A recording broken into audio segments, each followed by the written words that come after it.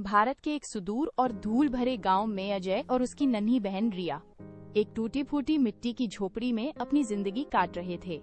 सूरज उगने से बहुत पहले जब पूरी दुनिया सोई होती थी, अजय खेतों में भारी बोरियां ढोता था।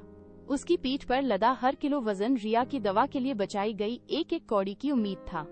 लेकिन गांव का दबंग राजा एक साई की तरह उसका पीछा करता। वो अक्सर अजय को बीच रास्ते में रोकता, उसकी मेहनत की कमाई छीन लेता और उसे बेरहमी से जमीन पर पटक देता।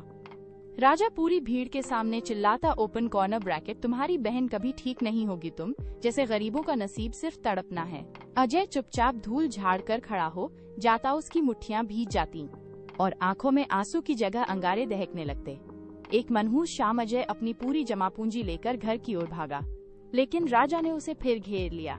उसने अजय को लहूलुहान कर दिया और रिया की जिंदगी के आखिरी पैसे छीन लिए। जब अजय घर पहुंचा तो रिया बेसुध थी। उसने अजय का हाथ पकड़ा, एक आखिरी ठंडी सांस ली और उसकी आंखें हमेशा के लिए बंद हो गईं। उस काली रात अजय ने रिया के ठंडे शरीर को सीने से लगाकर कसम खाई कि वो अब कभी किसी के सामने घुटने नहीं टेकेगा। अगले दिन वह शहर की अनजान गलियों की ओर निकल पड़ा। झुग्गियों के बीच रहते हुए अजय ने निर्माण स्थलों पर कठोर परिश्रम शुरू किया। वो दिन भर तपती धूप में भारी स्टील की छड़ें उठाता, जिससे उसके हाथों की खाल छिल जाती और खून रिसने लगता।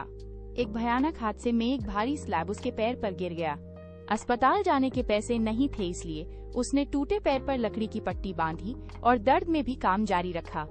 रातों को जब सब सो जाते, वह छिपकर मशीनों के पास जाता। उसने वेल्डिंग की चमक, क्रेन के जटिल लीवर और हाइड्रोलिक सिस्टम की बारीकियों को खुद सीखा। सालों की अटूट मेहनत के बाद उसने अपना छोटा व्यवसाय खड़ा किया। हालांकि उसके पार्टनर ने उसे धोखा देकर फिर से सड़क पर ला दिया, लेकिन अजय अब टूटने वाला इंसान नहीं था। उसने कानूनी दांव पेच सीखे धोखेबाज को अदालत में घसीटा और अपनी सल्तनत वापस पाली। उसकी इसी आग को देखकर एक बड़े उद्योगपति ने उसे अपना मुख्य मैनेजर बनाया और अपनी बेटी माया का हाथ उसके हाथ में दे दिया। कई साल बीत गए और गांव की वही धूल भरी सड़क आज एक चमचमाती काली लग्जरी कार के टायरों से गूंज उठी। जब अजय कार से बाहर निकला तो महंगे सूट और चश्मे में उसे पहचानना मुश्किल था। गांव वाले फटी आंखों से उसे देख रहे थे। तभी एक बूढ़ा और लाचार आदमी भीड़ से निकलकर अजय के पैरों में गिर पड़ा। वो राजा था जो अब दाने दाने को मोहताज था।